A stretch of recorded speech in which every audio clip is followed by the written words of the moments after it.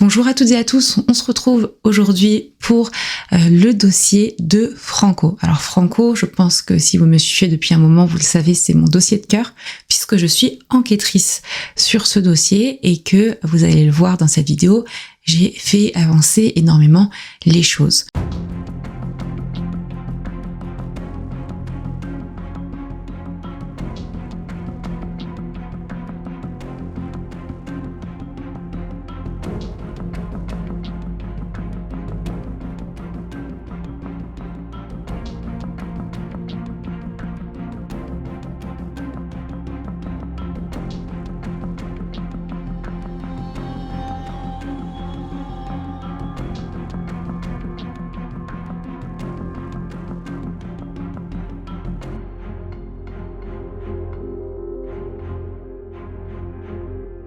Je vais vous laisser avec les deux vidéos que j'avais déjà réalisées, comme ça vous pouvez voir où on en est. Ce qui est très important aussi, c'est que je relance un appel à témoins, donc n'hésitez pas, vous avez toutes les informations en commentaire épinglées et en description de cette vidéo. Si vous savez quelque chose sur ce dossier, n'hésitez pas à vous confier de manière anonyme si vous le souhaitez. C'est possible grâce au formulaire que j'ai mis en place sur Google Forms et on se retrouve à la fin de cette vidéo.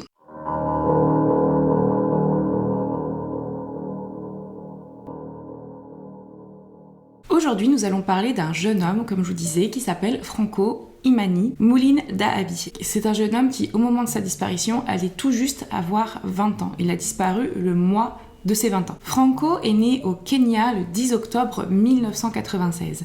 Ça fait un moment qu'il est en France. Il a d'ailleurs vécu presque toute son enfance en France. Il est plus précisément tout au nord de la France, à Tourcoing, donc c'est pour ceux qui connaissent même encore plus au nord que Lille. Donc c'est vraiment presque près de la frontière avec la Belgique. Physiquement, Franco, au moment de sa disparition, il faisait 1m75. Il est plutôt svelte. Il a des yeux noirs, il a des cheveux noirs et crépus. Il a une allure plutôt athlétique et sportive. Un petit trait physique qui est sur sa tête le rend reconnaissable, c'est au niveau de son œil gauche, plus précisément en haut de son œil gauche. On a une trace, une cicatrice noire assez grande qu'on peut voir. Et c'est ce que ses proches disent, c'est que c'est une particularité qu'on peut remarquer chez lui, c'est cette cicatrice. Il a une bonne bande d'amis avec qui il s'entend très bien, des amis qu'il côtoie même depuis ses 7 ans des fois, donc vraiment c'est des amis proches, plutôt sains pour lui. Franco habite avec ses 2 parents, il a un chien qu'il aime beaucoup et il a également son grand frère Benjamin avec qui il s'entend très bien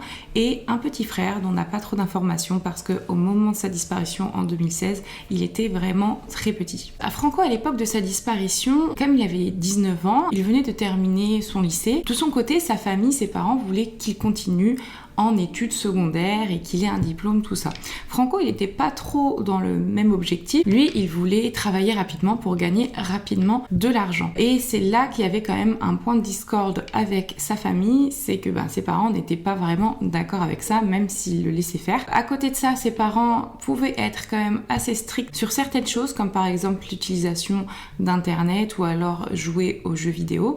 Mais par contre, sur d'autres choses, pour le laisser sortir, faire ses activités, il n'y avait pas de soucis. C'était une famille qui avait l'air plutôt équilibrée, ça avait l'air de se passer plutôt pas mal, même s'il y avait des discordes entre les parents et Franco. Donc Franco avait trouvé un petit travail pour se faire un peu d'argent de poche. Il avait trouvé un travail dans une agence d'hôtes et d'hôtesses d'accueil, et plus précisément là dans le domaine de l'accueil des voyageurs de train. Donc il travaillait en fait dans les gares, et il faisait ce travail avec 2 de ses très bons amis qu'on va appeler G et Q parce que c'est les premières lettres de leurs prénoms respectifs. Précision importante sur les croyances religieuses de ses parents, vous allez voir pourquoi pour la suite c'est important. Ses parents étaient de confession catholique. Ils étaient plutôt pratiquants, par exemple ils allaient à la messe tous les dimanches. Franco lui y croyait, mais selon ses proches n'était pas si pratiquant que ça. Lui il était plus croyant que pratiquant, en tout cas pas au même niveau que ses parents. Pour ce qui est de sa personnalité, ses amis le décrivent comme l'ami que tout le monde voudrait avoir, quelqu'un de gentil, de drôle, de sympa, qui a toujours le sourire, qui met toujours tout le monde de bonne humeur. Il avait également le cœur sur la main, alors que même si lui et sa famille ne roulaient pas sur l'or,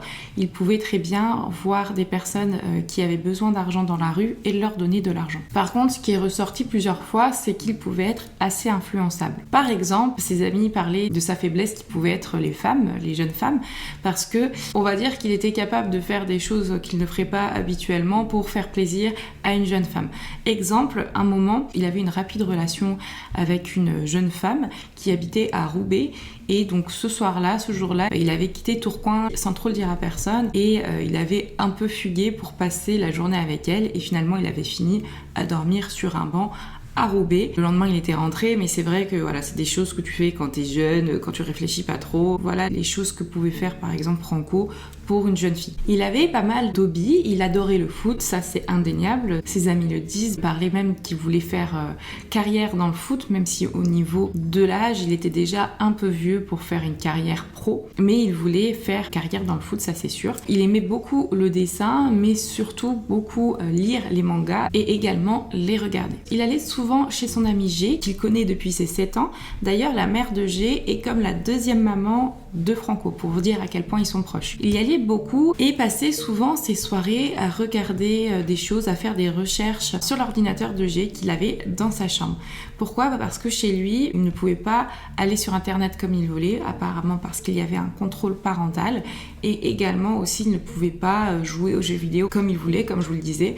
Donc il faisait ça chez son ami G. Il passait des heures et des heures devant l'ordinateur, il regardait des trucs de manga, de sport. Il pouvait également télécharger ses musiques. Concernant le sport, il s'entraînait énormément pour se garder en forme. Il courait beaucoup, il faisait également pas mal de foot avec ses amis. D'ailleurs, lorsqu'il travaillait au début avec ses amis, il faisait l'aller-retour de son domicile à son travail et de son travail à son domicile avec les transports en commun. À la fin, d'après ses amis, il ne prenait plus le transport en commun avec eux pour repartir vers son domicile, mais il disait qu'il préférait courir, même si ça paraissait un peu bizarre pour G, parce qu'il y avait quand même une dizaine de kilomètres et que des fois il pouvait terminer très très tard. Donc c'est dans tout ce contexte-là, j'espère qu'il a été assez clair, qu'on va parler du jour de la disparition, plutôt de la disparition en général, parce que vous allez voir, elle s'étend sur plusieurs étapes et plusieurs jours, ce qui diffère des disparitions dont je vous parle d'habitude, qui sont nettes et tranchantes généralement. Là, c'est vraiment sur plusieurs jours que la disparition s'étend.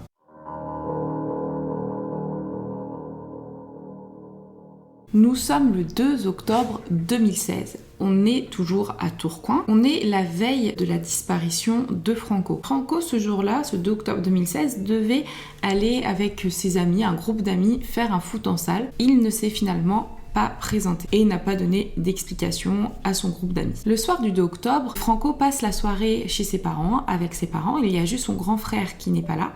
Par contre, il y a son petit frère et son père et sa mère. Sa mère raconte que vers 21h, elle est allée se coucher, puis elle a vu que Franco regardait la télé dans le salon. Elle s'est réveillée ensuite vers 3h du matin, très très tôt, parce qu'elle travaille extrêmement tôt. Et c'est à ce moment-là qu'elle se rend compte que son fils n'est pas là. Que son fils n'est pas ni dans le salon, ni dans la chambre, ni nulle part ailleurs d'ailleurs. Les parents ne déclarent pas tout de suite et ne s'inquiètent pas tout de suite de la disparition de leur fils. Pourquoi ? Parce que c'est déjà arrivé, comme je vous le disais, qu'ils sortent en soirée sans prévenir ses parents puis qu'ils reviennent le lendemain.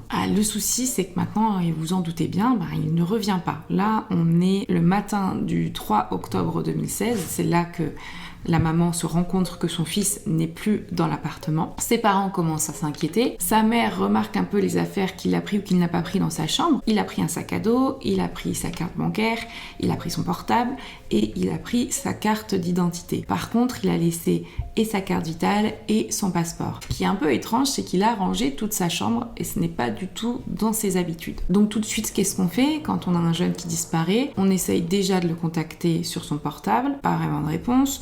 On essaye de le contacter sur ses réseaux sociaux et on essaye ensuite de contacter ses amis. Le seul souci, c'est que sur ses réseaux sociaux, tout a été effacé. C'est-à-dire qu'il n'a plus de Facebook, il n'a plus d'Instagram. Et donc c'est vrai que ça commence à être très inquiétant. J'ai, entre autres, un de ses très bons amis va essayer de le contacter également, mais va se rendre compte que toutes ces conversations avec lui ont été effacées. Vous savez, les conversations, surtout Messenger, on peut effacer ce qu'on a écrit pour soi et pour les autres. Et par contre, il y a une seule partie de la conversation qu'il n'a pas effacée, que je vais vous mettre ici. Alors, est-ce que c'est par erreur ou pas ? On ne sait pas, mais en tout cas, c'est une partie de la conversation qui encourage son ami, enfin quelque chose de positif. Il encourageait son ami G dans le dessin et en disant qu'il allait peut-être réussir à gagner de l'argent. Pourtant, il y avait avait des messages antérieurs et postérieurs à cette conversation, mais ils ont été effacés. Donc la famille déclare pas tout de suite la disparition inquiétante. On est là 2 jours après la disparition de Franco, donc le 5 octobre 2016. Et là, Franco va rentrer en contact avec ses parents. Donc vous voyez, c'est plutôt positif, ses parents sont rassurés. Il va leur donner des nouvelles en disant « Vous inquiétez pas, je suis partie en camping à Arras pour 2-3 semaines avec des amis. » Et d'ailleurs, il demande à ses parents de leur envoyer les coordonnées de sa conseillère bancaire, ce qu'ils vont faire d'ailleurs par la suite. Et là, très étrange, j'ai pas tout compris, mais il va dire à ses parents qu'il a aussi pour objectif d'aller sur Paris, mais qu'il ne peut pas trop en parler parce que les circonstances ne le permettent pas. Alors soit parce qu'il disait qu'il n'avait pas trop le temps sur le moment, ou soit parce qu'il y avait quelque chose de bizarre. En parallèle, il va annoncer à un autre ami qu'il compte se rendre sur Lyon. Du coup, ils ont des nouvelles, ses parents, ils ne vont pas s'inquiéter et ils vont ne pas déclarer la disparition inquiétante puisque leur fils n'est pas disparu. On a le jour de son anniversaire qui arrive, qui est le 10 octobre 2016, donc le jour de ses 20 ans. Donc, évidemment, sa famille essaye de le contacter pour souhaiter un bon anniversaire. Pas de nouvelles à personne. Là, c'est quand même assez inquiétant parce que ça fait quand même plusieurs jours qu'il n'y a pas de nouvelles. Et ses amis n'ont pas de nouvelles de lui non plus. Et donc, c'est 4 jours plus tard, quand vraiment ils ont essayé de contacter Franco par tous les moyens, que sa famille va déclarer la disparition inquiétante de leur fils au commissariat de Lille au départ. C'est son père qui va y aller le 14 octobre 2016 et ensuite le dossier va être transféré au commissariat de Tourcoing. Donc là, d'un premier abord, ce que vous pouvez vous dire avec les éléments que je viens de vous donner, c'est que Franco a voulu peut-être tout simplement changer de vie, qu'il est majeur et qu'il n'a sûrement pas envie d'être retrouvé. Or, et même si ça avait pu être le cas, vous allez voir qu'il y a des éléments qui vont se révéler très inquiétants et quand même assez perturbants. Il faut savoir qu'aujourd'hui, donc on est en mai 2022, plus personne n'a eu des nouvelles de Franco, ni sa famille, donc ni ses parents, ni ses frères, ni ses amis. Et d'ailleurs, il est parti également, je ne l'ai pas dit, sans son chien, alors qu'il était très proche de son chien aussi. Donc c'est très étrange. Mais on va parler précisément de toutes les recherches qui ont été faites qui vont nous amener des éléments très importants.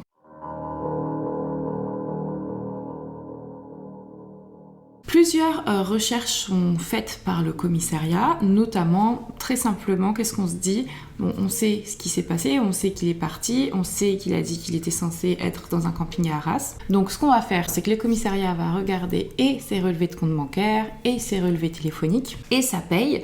Effectivement, on se rend compte qu'entre le moment où il est parti, donc le 3 octobre 2016, et le jour de son anniversaire, donc le 10 octobre 2016, il y a eu pas mal de retraits qui se sont faits, ou pas mal de mouvements sur son compte bancaire. Finalement, on retrouve très aisément la trace de Franco. En même temps, on savait déjà qu'il était en vie parce qu'il avait donné des nouvelles à ses parents 2 jours après sa disparition et également à des amis à lui. Déjà, et je vous mets toutes les informations ici, on repère que le 1er octobre 2016, il achète un billet de bus. On ne sait pas vers quelle destination il va, mais en tout cas, on sait qu'il achète un billet de bus, Ouibus, mais les dates et lieux d'arrivée sont inconnus. On repère au niveau de tout ce qu'il a payé de ses achats qu'il est parti très tôt à la gare Lille-Europe, il est parti en métro. Donc là, ce qu'on présume, c'est qu'il est allé à la gare routière Lille-Europe pour récupérer son Ouibus qui devait partir ce matin très tôt au 3 octobre 2016. Et on sait que c'était en direction de Lyon parce que juste après les achats qu'il effectue, c'est à Lyon et aux alentours. Il arrive à la gare de Perrache en plein centre-ville, ça c'est obligé parce que à l'époque la seule gare desservie par Ouibus c'était Perrache. Et ensuite il va prendre un ticket de bus TCL pour aller jusqu'à un hôtel qui est l'hôtel de l'Europe dans lequel il restera une semaine. L'hôtel de l'Europe qui est situé pas vraiment dans Lyon, mais plutôt dans l'agglomération, au sud de Lyon et plus précisément à Pierre-Bénite. On le sait parce qu'il a effectué un paiement de plus de 400 € au nom de cet hôtel et qui est retrouvé dans les relevés bancaires que je vous mets juste ici. Et ce qui est bizarre, c'est que cet hôtel, il fallait quand même le trouver. Donc je sais bien qu'à mon avis, c'était pas un hôtel très cher et c'est qu'une des raisons pour lesquelles il aurait pris cet hôtel. Mais c'est vrai que c'était à Pierre-Bénite, pas du tout dans Lyon, un peu excentré et dans un coin où vraiment il faut connaître pour y aller. Donc soit il l'a fait que en fonction des prix et il n'a pas regardé autre chose et que c'était vraiment le moins cher à l'époque, ou soit c'est pour une autre raison, peut-être qu'il connaissait quelqu'un dans le coin. Le tenancier de cet hôtel a été interrogé et lui raconte que oui, il se souvient bien de Franco et que Franco n'avait apparemment, de ce qu'il avait pu voir, ramené personne dans son hôtel et qu'il n'était en compagnie de personne à ce moment-là. Il avait pu voir aussi que Franco faisait des footings le matin et le soir, donc il continuait à bien s'entretenir. Mais on sait également que Franco est parti la veille de son anniversaire, donc il est vraiment resté du 3 au soir jusqu'au 8 au soir. Il est parti le 9 au matin, donc ça fait vraiment une semaine et ensuite il est parti et il avait déjà payé sa note en avance. Et on retrouve également différentes notes, donc notamment des notes pour des restaurants. Souvent il allait au Palais du Dragon, qui est juste à côté, qui est à 15 minutes à pied je crois, si je dis pas de bêtises, de son hôtel. Il avait également payé KFC ou encore Domino's Pizza. Il a effectué quelques petits retraits sur Oulin, donc pas très loin de Pierre-Bénite, des petits retraits de 10 €. Alors à mon avis, pourquoi est-ce qu'il est allé jusqu'à Oulin pour faire des petits retraits? Parce que les petits retraits qu'on peut faire comme ça de 10 €, ça veut dire que ça doit être des retraits effectués par sa propre banque. C'est-à-dire que c'est un distributeur automatique. Là, il était à la Société Générale, donc un distributeur automatique de Société Générale pour effectuer des virements de 10 €. Et effectivement, quand on fait une recherche de distributeur automatique autour de l'hôtel, le plus proche, c'est celui qui a à Oulin.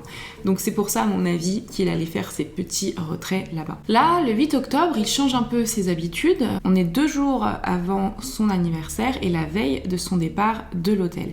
Effectivement, on voit qu'il a pris un billet de bus aller-retour, qu'il est allé au centre commercial Confluence. Et là, à Confluence, qu'est-ce qu'il a fait? Il a fait 2-3 petits achats. Il est allé à Decathlon. Il avait l'habitude d'ailleurs d'aller à Decathlon parce qu'on avait vu d'autres retraits effectués à Decathlon peu avant sa disparition dans la région de Tourcoing. Il achète quelque chose, on ne sait pas ce que c'est. Et ensuite, il va à l'UGC Ciné-Cité, donc le cinéma de Confluence. Il va acheter, je pense qu'il peut être peut-être quelque chose à manger et l'équivalent, à mon avis, de plusieurs places de cinéma vu l'achat qu'il va faire.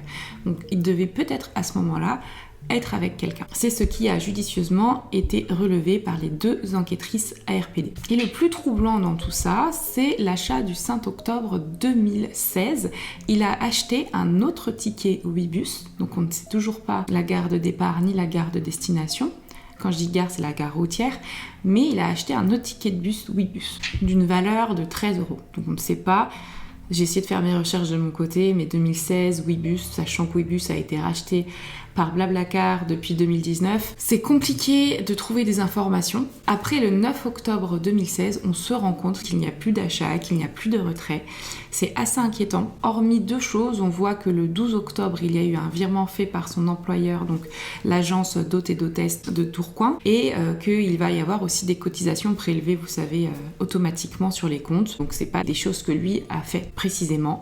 Et à ce jour, il reste encore sur le compte bancaire de Franco près de 560 € qui n'ont pas été touchés. Alors à côté de ça, il y a d'autres recherches qui ont été faites, assez succinctes. Il y a surtout des témoignages qui vont être relevés, notamment des témoignages de ses parents, de son frère, de ses amis, des personnes qui gravitaient autour de lui.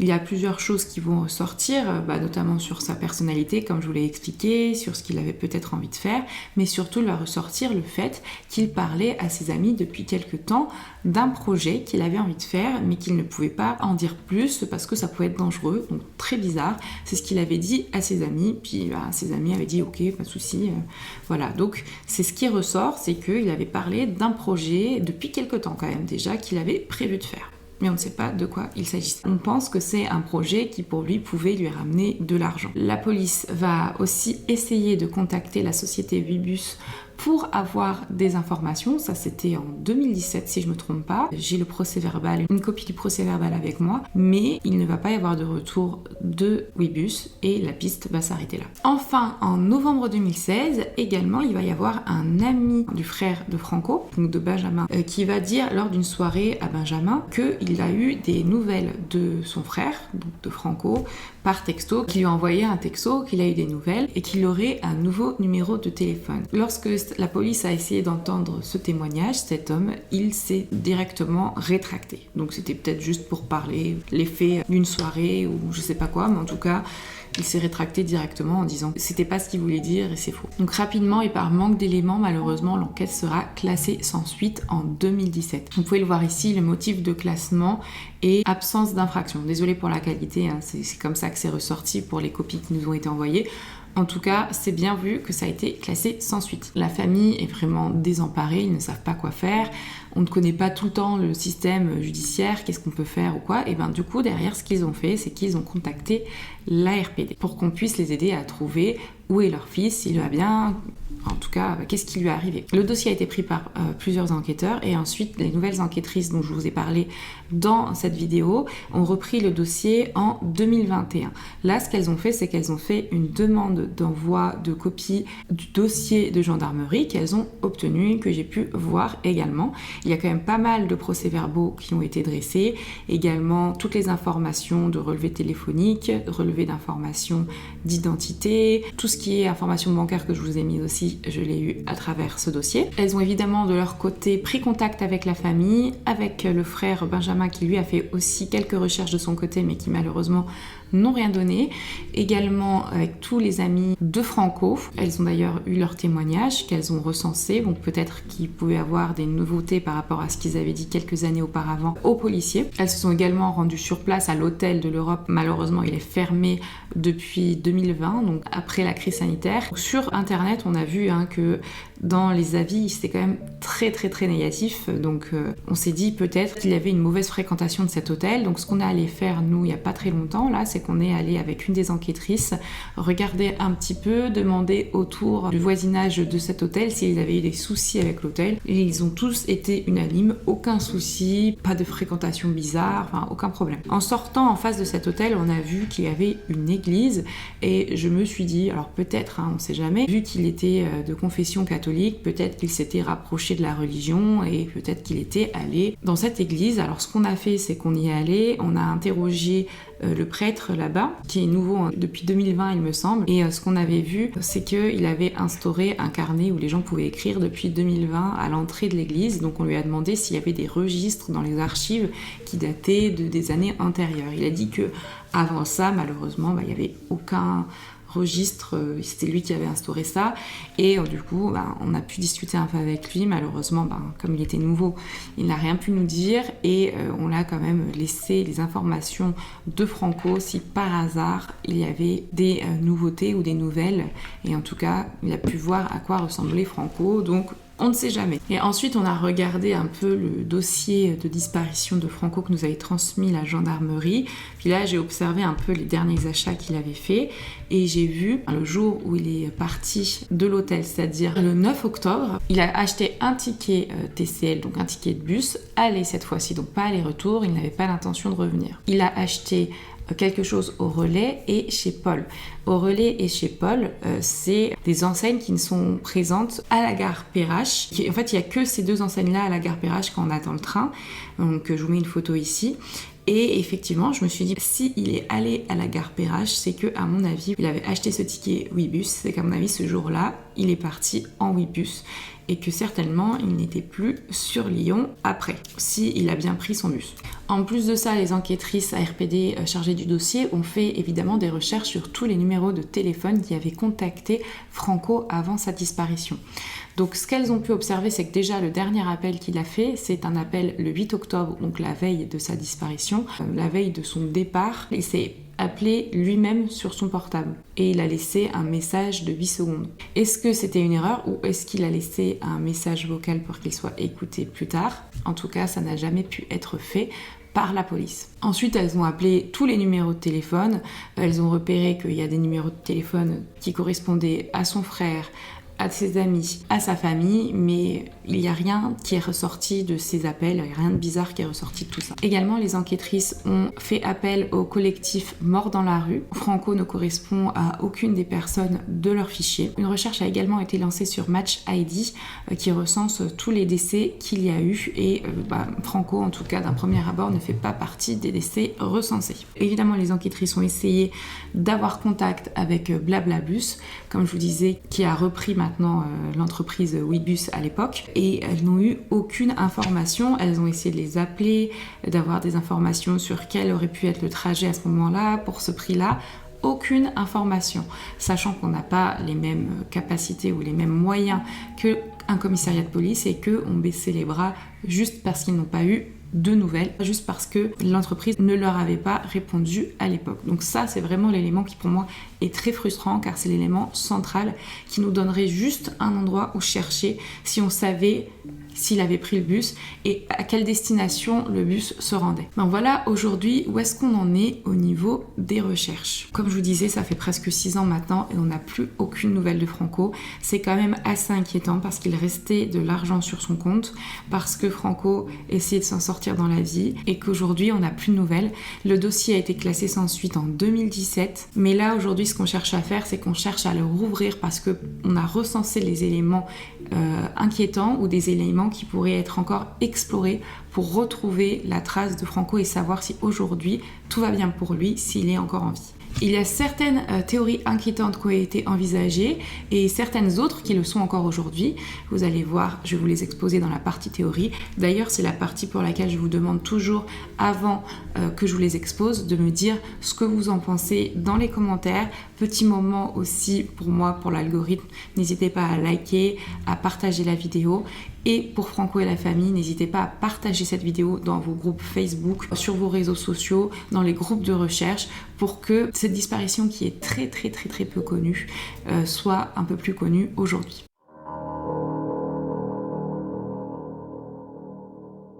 On va commencer par la théorie qui est très probable dès le départ, c'est la théorie de la disparition volontaire. Pourquoi je dis ça? Parce que déjà au départ, il a disparu volontairement.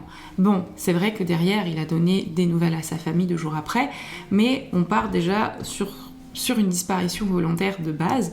On sait ensuite qu'il était à Lyon, qu'il avait l'air de vivre sa vie. Ce qui pourrait corroborer cette disparition volontaire, c'est quoi? C'est déjà un élément, c'est-à-dire 2 jours après sa disparition, enfin le départ de Tourcoing, il avait demandé à ses parents de leur envoyer les informations de sa conseillère bancaire. Et on voit que d'ailleurs, le même jour, il a appelé sa conseillère bancaire pendant une dizaine de minutes. Donc j'imagine, en tout cas j'espère que cette conseillère bancaire a été interrogée. J'ai pas vu tous les PV parce qu'il y avait quand même un sacré nombre et je ne les ai pas sur moi, mais effectivement je pense qu'elle a été interrogée et que rien n'est ressorti de tout ça, mais c'est quand même bizarre qu'il ait appelé sa conseillère bancaire et on peut se dire que c'était pour préparer peut-être son départ volontaire, mais j'imagine bien elle l'aurait dit à la gendarmerie si tel avait été le cas. Donc quoi qu'il en soit, ce qui est sûr c'est qu'on a l'impression qu'il préparait quelque chose. D'ailleurs il avait dit à ses amis qu'il avait un projet dont il ne pouvait pas parler. Est-ce qu'il préparait sa nouvelle vie? C'est tout à fait possible. Est-ce qu'il en avait marre de ne pas faire ce qu'il voulait? Est-ce qu'il en avait marre de pas se sentir en adéquation avec ses parents? Ce qui est plus bizarre par contre, c'est qu'il s'entendait bien avec son grand frère, donc il aurait au moins, je pense, pu lui donner des nouvelles s'il avait eu l'intention de disparaître, ou peut-être que justement il avait peur que son frère le retrouve. Et pour moi, c'est très probable, mais il y a quand même des choses très inquiétantes. Déjà, il est parti sans son passeport. Ça c'est très bizarre parce que si t'as vraiment envie d'être indépendant, un passeport quand t'es jeune, en plus le refaire tout ça c'est cher. Je connaissais pas la date d'expiration de son passeport, mais c'est vrai que ça paraît étrange. Ce qui m'inquiète encore plus, c'est le fait que c'est pas quelqu'un qui roulait sur l'or. Il est parti avec un peu plus de 1 000 €. Ensuite, il est allé sur Lyon pendant une semaine. Et là, il lui restait à peu près 560 €. Et il n'a plus jamais touché à cet argent. Pourtant, chaque euro compte quand on a envie de changer de vie. Ça, c'est sûr et certain. Même aujourd'hui, pour chacun, chaque euro compte. Donc, c'est quand même assez étrange et c'est très inquiétant, je trouve. Et en plus de ça, le fait que ça rende la chose inquiétante, c'est la date de sa disparition, on va dire, où vraiment il n'y a plus aucun échange téléphonique, aucun mouvement bancaire, tout ça, c'est la veille de son anniversaire. C'est un peu bizarre, on va pas se mentir. Est-ce que pour lui, il s'est dit, allez hop, à partir de mes 20 ans, je change complètement de vie et je donne plus aucune nouvelle? C'est possible. Mais comme je vous ai dit et comme je vous l'ai énoncé, il y a des éléments inquiétants. Donc ça nous amène vers la deuxième piste qui est la piste criminelle. Et que j'ai mis en mode arnaque, piste criminelle. Parce que, comme vous le savez, je vous en avais parlé, il avait été énoncé par ses amis qu'il était plutôt quelqu'un d'assez influençable. En plus de son projet secret dont il avait parlé, dont il ne pouvait pas parler d'ailleurs, il ne pouvait pas dire ce que c'était parce qu'il pouvait y avoir des représailles derrière, ça fait penser qu'il était en contact avec quelqu'un ou plusieurs personnes qui lui avaient peut-être promis une carrière dans le foot parce que c'est ce qu'il voulait faire ou ailleurs pour se faire rapidement de l'argent. On a l'impression que c'est ce qu'il voulait faire, il voulait très rapidement gagner de l'argent pour être très rapidement indépendant. Et peut-être qu'il s'est dit, hop, j'ai mon petit projet, je vais le monter et derrière je vais prouver à ma famille que je vais réussir sans faire de grosses études. Le souci, c'est que malheureusement, on n'a plus de nouvelles. On se dit peut-être qu'il a rencontré quelqu'un sur les réseaux, et d'ailleurs, comme il a tout effacé sur ses réseaux, on ne peut pas savoir qui ce serait. Il a peut-être échangé plusieurs fois avec cette personne, ils se sont organisés une rencontre sur Lyon ou autre. Peut-être la personne lui a dit de ne pas en parler à sa famille, de ne pas en parler à ses amis, parce que ça pourrait capoter derrière ou quoi que ce soit. Vous vous rappelez, je vous avais dit la veille de son départ, qui était le 8 octobre, le jour où il est allé à Confluence, il était probablement avec une deuxième personne au vu du prix de la place. Alors est-ce que c'était une personne qu'il avait rencontrée, une fille, ou est-ce que c'était une autre personne, cette personne-là qu'il était censé rencontrer sur Lyon, qu'il a rencontré la veille de sa disparition? Le lendemain, il devait repartir vers une destination inconnue. Est-ce qu'arrivé sur place, il est tombé dans un traquenard? Est-ce qu'il est au moins monté dans ce bus? On ne sait pas. Ça pourrait être un trafic d'humains, un trafic d'organes. Là, toutes les possibilités sont ouvertes pour tout ce qui est arnaque, criminel. Mais c'est vrai que ça ressemble à quelque chose comme ça. Donc comme je vous avais dit, il avait fermé tous ses réseaux sociaux. Il avait simplement laissé ce que je vous avais dit tout à l'heure, la discussion avec G, que je vous mets ici, une discussion plutôt positive. Est-ce que c'était un oubli comme je vous disais, ou est-ce que c'était un signe, un message? On ne sait pas non plus. Pas mal d'amis de Franco pensent que Franco a voulu changer d'air tout simplement, mais G justement dit lui non, je pense vraiment pas, c'est trop bizarre ce qui s'est passé, moi je le connais bien, puis surtout s'il avait un projet en tête et il nous en a pas parlé, et si ça avait été un projet lambda d'argent, de faire quoi que ce soit, à mon avis il nous en aurait parlé sans souci, et là ça devait être quelque chose vraiment d'important, ou peut-être même d'illégal. Donc pour lui il est tombé sur une mauvaise personne, il a fait la rencontre d'une très mauvaise personne qui lui voulait du mal. Rappelez-vous aussi, ce qui aurait pu être important à exploiter, c'est l'ordinateur qu'il utilisait chez G, parce qu'il faisait énormément de recherches dessus, et puis G n'allait pas regarder ce que son ami faisait.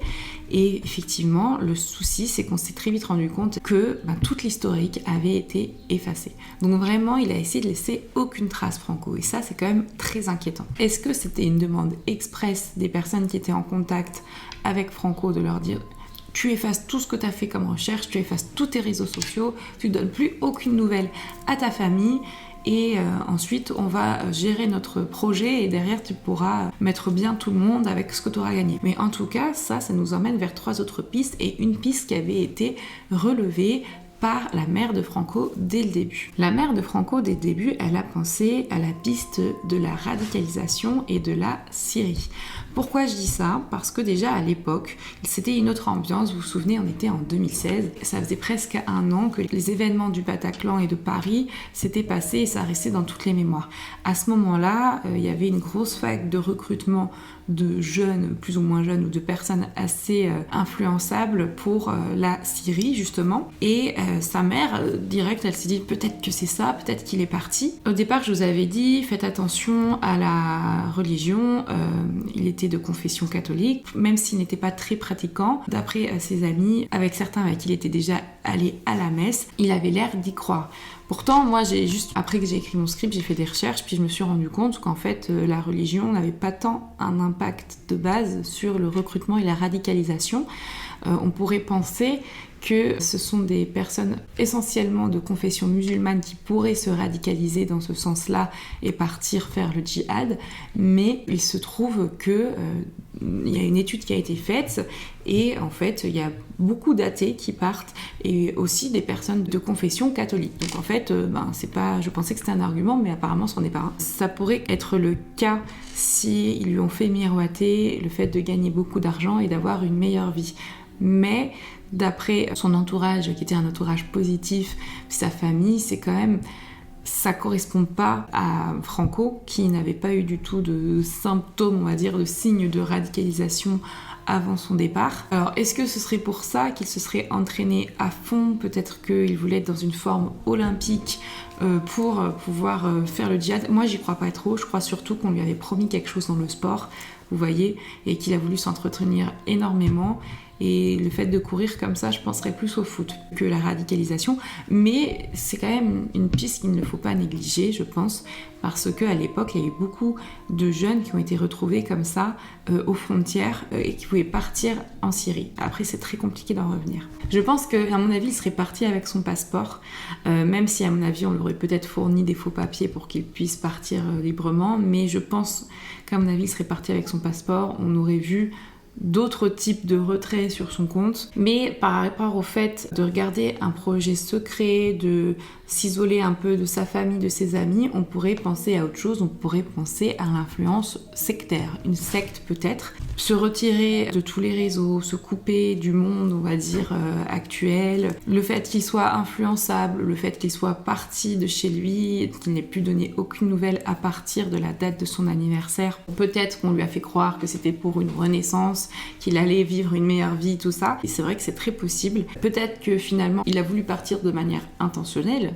ou non, ça on ne sait pas, s'il était sous influence. Et le souci, moi, c'est à chaque fois ce que je dis, c'est que pour moi, s'il voulait partir vers une secte, il me semble, alors que je veux pas dire de bêtises, mais que la plupart du temps, les sectes demandent de l'argent et beaucoup d'argent. Et je vois pas pourquoi il aurait du coup gardé plus de 500 € sur son compte. Il y a pour moi la dernière possibilité, qui est la possibilité qu'il ait mis fin à ses jours. Alors, même si c'est pas du tout ce que pensent sa famille et ses proches, ça peut être envisageable. On a encore une fois cette date symbolique qui est la date de son anniversaire. Donc peut-être qu'il a voulu mettre fin à ses jours le jour où on fête normalement sa naissance.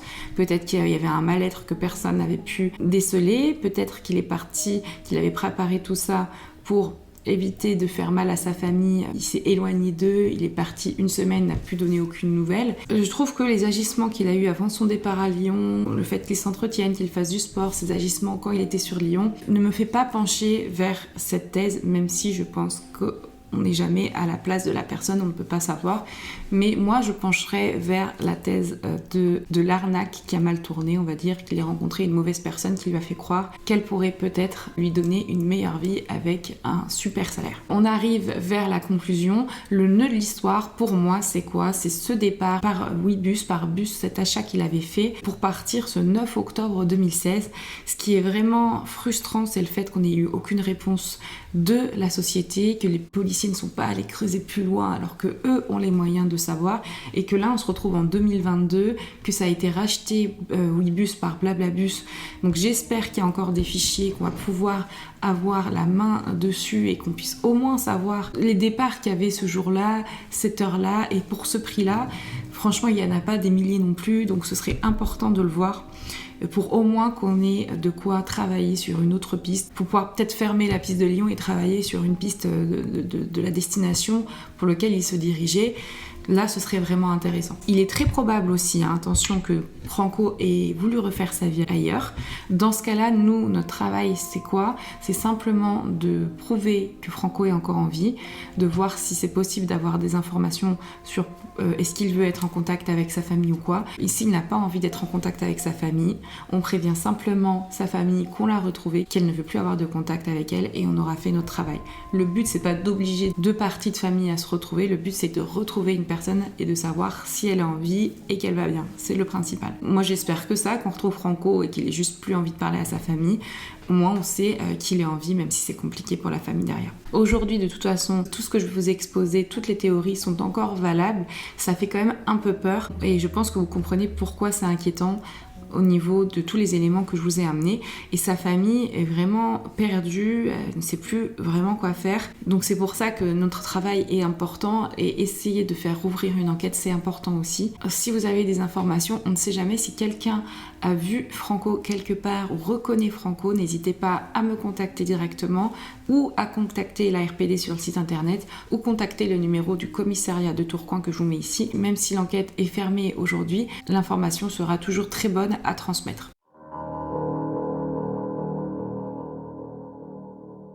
Je suis Eleonore Dalbello, je suis enquêtrice à la RPD depuis bientôt, ça va presque faire 2 ans. Je suis en charge actuellement d'un dossier qui est celui de monsieur Franco Imani, disparu à l'âge de 19 ans à Tourcoing. Moi j'ai décidé de rejoindre la RPD parce que j'ai toujours été extrêmement touchée par les affaires de disparition, parce que malheureusement c'est souvent des affaires où on n'a pas vraiment de nouvelles. Il y a 1000 personnes qui disparaissent par an sans jamais être retrouvées d'après les chiffres du ministère de l'Intérieur. Imaginez-vous qu'en 20 ans, c'est une ville de 20 000 habitants qui disparaît. Donc ça fait vraiment beaucoup de monde qui disparaît. Et encore d'abord, on pense que peut-être ces chiffres sont insuffisants. Énormément de personnes disparaissent tous les ans sans laisser de traces et derrière, il reste juste les familles avec leurs inquiétudes. Et c'est un sujet, moi, qui m'a toujours un peu pesé et j'avais envie d'agir face à ça. En tout cas, on essaie de travailler en binôme. Donc mon enquêteur binôme, c'est Élodie Rouchon. On est aidé un peu par tous les enquêteurs. Marine va m'aider, Bernard Valézy va m'aider, Philippe Poldet va m'aider. Voilà, on est un groupe d'enquêteurs très soudés, en tout cas en Auvergne-Rhône-Alpes. Élodie et moi, on a fait pas mal de choses pour cette disparition parce qu'en fait, il faut savoir que comme Franco a disparu sur Tourcoing, ça fait une sacrée distance avec Lyon parce que nous, on est sur Lyon. On a fait toutes les enquêtes possibles sur place et tout ce qu'on pouvait faire par téléphone. Donc on a fait des enquêtes, on a appelé tous les gens qu'on pouvait appeler. Sur Lyon, on s'est déplacé dans tous les endroits où Franco s'est déplacé. Voilà, maintenant, il y a beaucoup de choses qui ont été faites, même sur Internet, de recherche de comptes, de tout ce qui est possible de faire à distance, en tout cas, a plus ou moins été fait. Maintenant, tout ce qu'on n'a pas pu faire, c'est se déplacer à Tourcoing et sur l'île. Moi, je pense qu'actuellement, le dossier pourrait être réouvert parce qu'on a eu de nouvelles informations. Alors, il ne faut pas lâcher cette disparition parce que c'est une disparition qui est assez mystérieuse, forcément comme toute disparition, mais avec des points un petit peu particuliers, notamment parce qu'on a appris que Franco était souvent ramené du travail, en tout cas a été plusieurs fois ramené du travail par un ami en scooter ou une personne en scooter qu'on n'a jamais réussi à identifier. Ça, la police, selon le dossier d'enquête que j'ai reçu, parce que j'en ai fait la demande au procureur de par la famille, le policier n'était pas au courant de ça. Ensuite, on s'est rendu compte que Franco s'était appelé sur son propre numéro de téléphone pendant sa disparition, d'accord. Il s'est laissé un message vocal sur sa propre boîte vocale avec son propre numéro de téléphone de 9 secondes. Donc ça, on l'a mis dans le courrier pour obtenir le dossier d'enquête de police et je pense que c'est aussi pour ça qu'on a obtenu ce dossier parce qu'effectivement, c'est quand même assez bizarre et on ne sait pas ce qu'il s'est dit sur sa boîte vocale, on ne sait absolument pas. On sait que quand il est allé à Lyon, il est allé au cinéma de Confluence à UGC. Et vu le montant dépensé, parce qu'on a aussi le relevé bancaire avec le dossier d'enquête de police, il n'était pas tout seul, parce qu'il y en a à peu près pour une trentaine d'euros. Donc il ne pouvait pas être tout seul pour aller au cinéma, sauf que d'après le gérant de l'hôtel dans lequel il a séjourné à Lyon, il était toujours seul. Donc c'est-à-dire qu'il visitait Lyon apparemment avec quelqu'un, en tout cas il était en relation avec quelqu'un sur place, alors qu'il vient de Lille et qu'il n'avait, selon son entourage, aucune connaissance à Lyon. En plus, donc, on sait que pour aller de Lille à Lyon, il a pris un Ouibus. Et ensuite, pour le dernier jour de sa disparition à Lyon, en fait, la dernière fois qu'on a des nouvelles de lui, on sait qu'il est parti en Ouibus. Sauf que la police a envoyé des demandes à Ouibus qui n'a jamais répondu. On ne sait pas vers où étaient ses tickets. Donc en fait, on sait juste qu'il a pris un Ouibus en partant de Lyon. On ne sait pas vers où. La famille de Franco, c'est une famille qui a été très investie dans sa disparition. La maman était souvent au commissariat, le papa aussi. Il a un grand frère qui fait également encore des recherches de son côté. Après, en tant que famille, c'est pas toujours facile de faire ces recherches parce que déjà, ils sont connus par tout le monde dans les environs et c'est pas forcément facile pour les personnes extérieures de s'adresser directement à la famille. Ses meilleurs amis m'ont donné énormément d'informations. Bon, il n'y a pas eu que, il y a aussi d'autres amis. Mais voilà, en fait, j'ai beaucoup d'informations et ces informations coïncident plus ou moins. Donc, Franco, c'est un jeune homme qui est très gentil, qui a la joie de vivre, qui était un bon ami, qui avait d'ailleurs beaucoup d'amis, qui s'entendait bien avec tout le monde, qui était sportif. C'est un garçon qui aimait la vie, qui était aimé par beaucoup de monde. Et voilà, sa disparition a vraiment étonné tout le monde parce qu'il n'avait a priori aucune raison de disparaître. Et d'ailleurs, c'est une disparition qui malheureusement a été préparée par Franco puisqu'on sait qu'il voulait partir pour un projet professionnel secret dont il n'a voulu parler à personne. Il était très proche de la mère de son meilleur ami, qu'il considère un peu comme sa seconde mère, à laquelle il avait confié partir. Et cette dernière, comme on est en 2016, quand Franco disparaît en 2016, la mère est très inquiète, elle pense forcément au terrorisme. Aucun ami n'y croit, parce que voilà, ce n'est pas le profil de Franco. Franco, c'est quelqu'un de calme, de tolérant, qui aimait la vie, qui aimait aussi les autres et la vie des autres, qui était importante pour lui. D'après eux, en tout cas, ça ne peut pas être le terrorisme, mais il a annoncé à tout le monde de partir pour un projet professionnel et il a même dit à une jeune fille dont il était proche, que ce projet pouvait être dangereux et que c'est pour ça qu'il n'en parlait pas. Il voulait trouver un travail et fonder une famille. C'était son plus grand rêve. Il était très attaché à la famille. Mon intime conviction dans cette affaire, après ça vaut ce que ça vaut. Vu le profil de Franco, je ne pense pas que ça soit un suicide. Franco, c'était quelqu'un d'extrêmement gentil, mais qui était, selon certaines personnes, peut-être un peu manipulable. Et vu que son plus grand rêve, c'était de trouver un travail, de fonder une famille, je me demande s'il n'est pas tombé sur quelqu'un, malheureusement, de malveillant qui aurait pu profiter de lui d'une manière ou d'une autre. Donc après, on ne sait pas ce qui s'est passé, mais en tout cas, je me demande si Franco n'a pas été influencé par quelqu'un et ce qui expliquerait sa disparition définitive, parce que Jusqu'au bout, Franco discute avec sa famille. Alors il leur dit pas qu'il est à Lyon, il leur fait croire qu'il est dans un camping à Arras. Mais en tout cas, finalement, il finit par avouer qu'il était à Lyon. D'ailleurs, il avait dit à son meilleur ami qu'il allait à Lyon. Franco, de base, tenait quand même un lien avec ses parents et d'un seul coup, tout a été rompu. Donc c'est quand même très inquiétant et bizarre.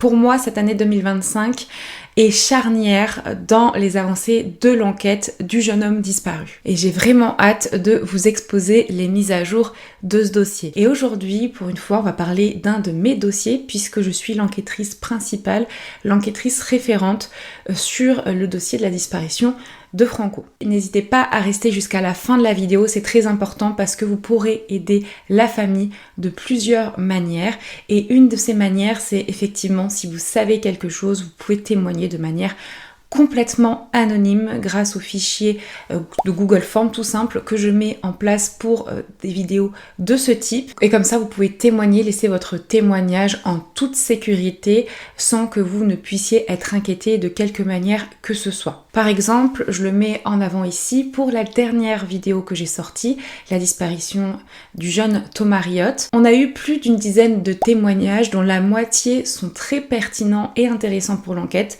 que j'ai d'ailleurs transmis à l'enquêteur suisse, l'enquêteur de police suisse du dossier concernant la disparition de Thomas. Donc c'est pour ça que c'est important de mettre en place ce type de formulaire, de pouvoir témoigner anonymement.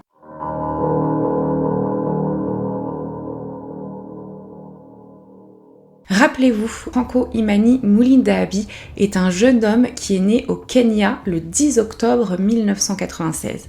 Il habite au moment de sa disparition, soit en 2016, dans le nord de la France, à Tourcoing, avec ses parents, son grand frère Benjamin et son petit frère Archange. Fan de football et de manga, il a une bonne bande d'amis et il travaille comme agent d'accueil de train. Franco part de chez lui sans donner d'explication la nuit du 2 au 3 octobre 2016. Il range sa chambre avant de partir. Il va prendre quelques affaires avec lui, quelques vêtements, son téléphone portable, mais il va laisser son passeport ou encore sa carte vitale et évidemment bien d'autres affaires. Les parents du jeune homme ne déclarent pas tout de suite la disparition inquiétante de leur fils parce qu'en effet, 2 jours après qu'ils soient partis de chez eux, ils reçoivent un SMS, un message de leur fils qui va leur expliquer qu'en fait il est parti pour quelques semaines en vacances dans un camping à Arras et il va en profiter lors de cette prise de contact pour demander à ses parents le numéro de téléphone de sa conseillère bancaire. Donc c'est ce que vont faire les parents derrière, ils vont lui donner, ils vont poser quelques questions, qu'est-ce qui se passe, pourquoi tu nous demandes ça, et lui va expliquer qu'il ne peut pas trop en parler, qu'il n'est pas vraiment en mesure de parler de ça maintenant. Mais parallèlement à ça, il va dire à son meilleur ami qui s'appelle Gaëtan qu'il va partir sur Paris. En fait, il n'en est rien, il n'est ni allé sur Arras, ni allé sur Paris. Et je vous expliquerai juste après où il est allé. En tout cas, 5 jours après son dernier contact avec ses parents, c'est le 10 octobre 2016, le jour de ses 20 ans. Donc c'est un anniversaire important. Évidemment, ses parents, ses frères, ses proches, ses amis vont essayer de le contacter, envoyer des messages, l'appeler. Plus aucune réponse, aucune nouvelle de Franco. Il s'est volatilisé et à partir de ce jour-là, plus personne n'aura de nouvelles de lui. Très inquiétant aussi, il semble avoir effacé tous ses réseaux sociaux. Il n'a plus Instagram, il n'a plus Facebook et ça c'est vraiment très inquiétant. Et donc c'est juste après la date de son anniversaire que ses parents vont déclarer la disparition inquiétante de leur fils au commissariat de police de Tourcoing. Gaëtan explique aussi qu'il va essayer de vérifier sur son ordinateur chez lui si il y a eu des recherches spécifiques pour comprendre où Franco est allé. Pourquoi je dis ça? Puisque Franco allait très souvent chez Gaëtan pour utiliser son ordinateur. Il regardait des mangas, il faisait ses propres recherches pendant des heures, chose qu'il ne faisait pas chez lui parce qu'il était restreint. Et donc tout de suite Gaëtan s'est dit je vais regarder l'historique et en fait il se rend compte que l'historique de recherche a été effacé. Donc c'est vraiment quelque chose de calculé de la part de Franco. Donc je vous disais, le jeune homme semble s'être volatilisé sans laisser de traces. Après, c'est vraiment une expression, parce que dans le cas de Franco, on va retrouver des indices derrière lui qui seront identifiés par les enquêteurs de police. On voit qu'il a réalisé des achats sur Lyon, donc pendant toute une semaine. Lyon, il n'en avait pas du tout parlé à sa famille, à ses proches, donc c'est pour ça que c'est une destination dont on ne s'attendait vraiment pas. En tout cas, une semaine du 3 octobre, donc jour de son départ de Lille, au 9 octobre, où là, toute activité bancaire et même téléphonique se stoppe brutalement. Et rappelez-vous donc, le 9 octobre, c'est la veille de ses 20 ans. On se rend compte en fait que pour aller à Lyon, il a pris un bus depuis Lille de la compagnie Ouibus, compagnie dont je vais beaucoup parler dans cette vidéo, et qu'il a séjourné une semaine dans un hôtel de la banlieue sud de Lyon qui s'appelle l'Hôtel de l'Europe, à Pierre-Bénite, et au moment où je vous parle, je suis située à peine 10 minutes de cet hôtel. Il est fermé depuis la crise sanitaire, donc depuis 2020. Mais en 2016, il était bien ouvert et donc il était allé dans cet hôtel qui est complètement excentré de Lyon. Aujourd'hui, on est sûr qu'il s'agissait bien de Franco qui faisait ses achats. En effet, on aurait pu se poser la question, est-ce que c'est bien lui qui était en possession de la carte bancaire, de son portable? Est-ce qu'il ne lui était pas arrivé malheur avant qu'il quitte Lille? Non, on est sûr que c'est bien Franco. Pourquoi? Parce qu'à l'époque, le tenancier de l'hôtel avait été interrogé par les enquêteurs de police et il avait expliqué que oui, il reconnaissait bien sur les photos Franco, que oui, il avait bien séjourné une semaine dans son établissement, qu'il n'avait ramené apparemment, de ce qu'il sait, personne dans sa chambre et qu'il courait. Il s'entraînait à courir matin et soir. Il rapporte également qu'il a bien réalisé le check-out la veille de ses 20 ans, donc le 9 octobre 2016. Rappelez-vous, c'est la date où il a ensuite arrêté toute activité téléphonique ou bancaire. Si on regarde un petit peu et rapidement les données téléphoniques, il y a deux choses qui nous intéressent, qui ont intéressé aussi les enquêteurs. Donc notamment une conversation de plus de 10 minutes avec sa conseillère bancaire.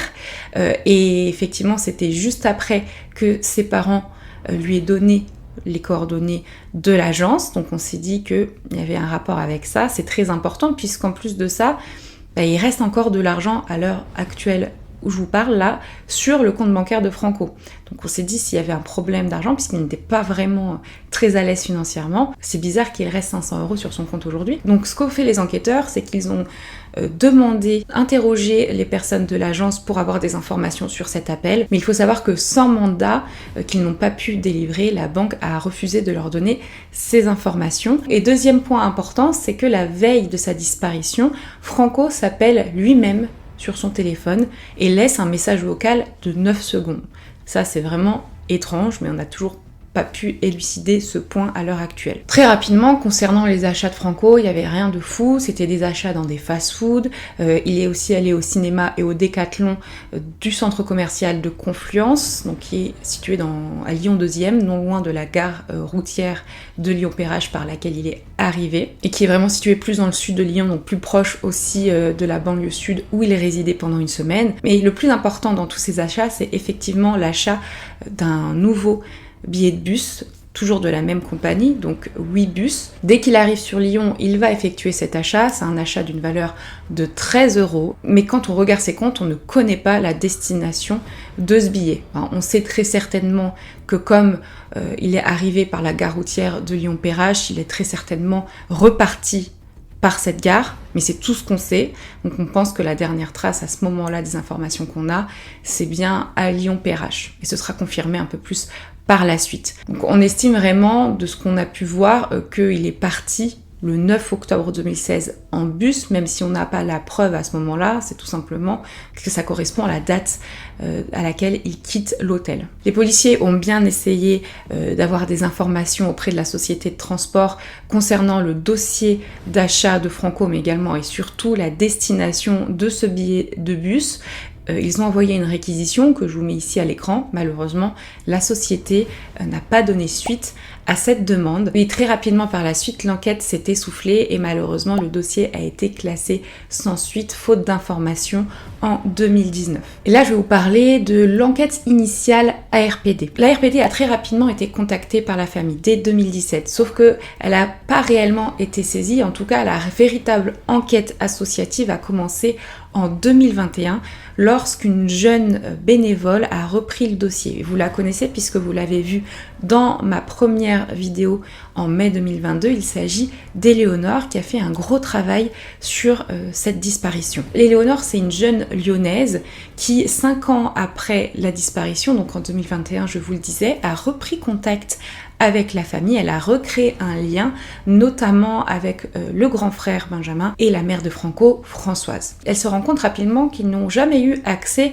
au dossier d'enquête, au dossier de la police qui pourtant est clôturé. Il faut savoir que une famille peut demander une copie du dossier si l'enquête n'est plus active, est clôturée ou est classée sans suite, et surtout s'il n'y a pas eu d'information judiciaire ouverte, ce qui n'était pas le cas ici. C'était une enquête pour disparition inquiétante, il n'y a pas eu de plainte ni quoi que ce soit, donc ils auraient pu avoir accès à une copie de ce dossier, mais à l'époque, Éléonore les a contactés, ils ne savaient pas qu'ils pouvaient avoir accès à ça, donc grâce à Éléonore, elle leur a conseillé de faire la demande qui a été acceptée et ils ont rapidement reçu une copie de ce dossier d'enquête qui a été ensuite confiée à Éléonore qui a pu commencer son enquête associative. Grâce à ça, donc elle va apprendre dans les procès-verbaux d'audition des proches et des amis de Franco que ce dernier parlait beaucoup d'un projet secret, un projet qui était prévu pour octobre 2016 selon son ami Gaëtan.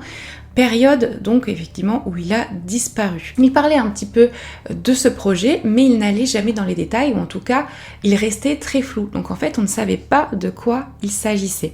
C'est comme s'il avait reçu des informations pour ne rien divulguer. Par contre, lorsqu'il l'évoquait avec ses amis, on avait l'impression qu'il allait revenir, que c'était temporaire et que potentiellement c'était un projet lucratif, qu'il allait gagner pas mal d'argent et qu'il pourrait ensuite en profiter auprès de ses proches et de ses amis. Il faut savoir que Franco avait envie de gagner rapidement des sous et c'est vrai que ça lui faisait cruellement défaut. Et je pense qu'il voulait gagner rapidement, mais il ne savait pas comment le faire. Donc c'est important de garder ça en tête pour la suite. Lorsque j'ai été contactée par Éléonore en 2022 pour réaliser un reportage sur ma chaîne YouTube concernant cette disparition, nous nous sommes toutes les deux donc plongées dans le dossier de Franco et nous sommes très vite arrivées à la conclusion commune que Franco est très certainement parti pour un projet secret entourant le sport et très certainement le football, discipline pour laquelle il vouait un véritable culte. Puis c'est appuyé vraiment par ses derniers achats et ses dernières activités sur Lyon, le fait qu'il courait le matin et le soir et le fait qu'il était allé à faire des achats à Decathlon juste avant sa disparition. En épluchant le dossier, j'ai pu remarquer des choses très importantes qui confirment très certainement donc son départ depuis la gare de Lyon-Perrache. Tout simplement, j'ai vu que dans ses relevés de compte, les derniers achats de Franco étaient donc le 9 octobre 2016 et correspondent à un schéma très précis. Donc pour moi, le 9 octobre, Franco paye un billet de bus aller simple. On voit qu'il effectue des achats au Relais et à Paul. Je vous disais que ce sont deux anciennes qui sont bien connues par les voyageurs qui transitent par la gare de Lyon-Perrache, puisqu'en effet, il n'y a pas beaucoup de commerce à ce niveau-là et que ce sont vraiment deux commerces qui se font face. Donc pour moi, il est venu à cette gare, il a acheté un magazine au Relais, très certainement magazine sportif, et ensuite il s'est acheté quelque chose à manger chez Paul avant de continuer son chemin, d'aller à la gare routière située à 5 minutes à pied de là et ensuite prendre son bus pour une destination inconnue. Alors à l'époque, Éléonore m'expliquait qu'elle avait essayé de contacter la société Ouibus, alors qu'il n'était plus Ouibus, parce que depuis elle a été rachetée par Blablacar Bus, ça s'appelle comme ça maintenant, et elle a essayé de les contacter, elle a essayé de s'y rendre et personne ne lui a donné d'informations quant à la destination et au dossier de Franco. Et puis comme on a vu que pour les enquêteurs c'était la même chose, on s'est dit qu'ils allaient encore moins nous donner l'information à nous. Dans cette première vidéo, j'avais évoqué plusieurs hypothèses, mais ce dont on est sûr, c'est que Franco est parti de lui-même depuis Lille. Ça, c'est indéniable. Il est parti de chez lui de manière volontaire. Plus de ça, derrière, il a contacté sa famille, il a contacté sa banque. Ça laisse penser à un départ effectivement réfléchi. Peut-être qu'il est allé refaire sa vie ailleurs, peut-être qu'il a voulu fuir un mal-être. C'est totalement possible, mais il y a quand même des choses qui ne collent pas, notamment le fait qu'il ne donne plus aucune nouvelle, le fait qu'il reste 500 € sur son compte, alors que cet argent il en avait besoin puisqu'il ne roulait pas du tout sur l'or. Et puis la cessation totale de toutes ses activités le 9 octobre 2016, veille de ses 20 ans. Et ça nous faisait penser effectivement à une date symbolique. C'est pour ça que je le répète souvent, veille de ses 20 ans. Est-ce qu'il était vraiment dans un mal-être et il a voulu s'éloigner pour potentiellement mettre fin à ses jours? Ou peut-être a-t-il été embrigadé dans une secte? Ça, ce sont deux pistes qui sont possibles, hein, mais qui ne sont pas du tout privilégiées aujourd'hui. Au tout départ, la mère de Franco avait évoqué la piste de la Syrie. Il n'y avait aucun signe de radicalisation à l'époque de Franco. Son comportement n'avait pas du tout changé auprès de ses amis ni de sa famille. Donc cette piste n'a pas été retenue, d'autant plus que même si on l'a travaillé, on a essayé de présenter le dossier à des personnes très compétentes dans ce domaine qui ont expliqué que pour eux c'était pas cette piste-là, que Franco ne correspondait pas du tout à quelqu'un qui se radicalisait. Par contre, nous avons évoqué la piste d'une tierce personne, voire une piste criminelle. Pour nous, Franco, on expliquait qu'il avait pu être piégé par un faux projet lucratif proposé notamment en ligne, centré sur sa passion qui est le football. Le fait qu'il ait supprimé tout contact avec ses parents et tous ses réseaux sociaux, on pense que c'est de par la demande d'un tiers. Vous voyez qu'il avait envie de parler de ce projet, mais qu'il n'en avait pas le droit, potentiellement que quelqu'un lui avait mis dans la tête qu'il fallait absolument ne rien dire avant que ça se fasse. Également, après la sortie de ma première vidéo en mai 2022, certains viewers avaient évoqué la piste d'un recrutement par la Légion étrangère, par exemple. Nous avons fait des vérifications suite aux recommandations, on va dire, de la communauté sur YouTube, mais aujourd'hui, au vu de l'enquête qui a été menée, ce n'est pas du tout une piste privilégiée, même si on ne peut pas l'écarter à 100%, mais on n'est pas du tout là-dessus, surtout avec les nouveaux résultats qu'on a eus à ce jour. Le principal, après cette première médiatisation sur ma chaîne YouTube, avait été de faire parler encore plus du dossier au niveau d'autres médias, on va dire des médias plus mainstream, et à chaque fois qu'on pouvait, on parlait aux journalistes du dossier de Franco. En juin 2023, 2 millions de téléspectateurs ont découvert en direct le dossier de la disparition du jeune homme sur M6 dans le cadre de l'émission Appel à témoins.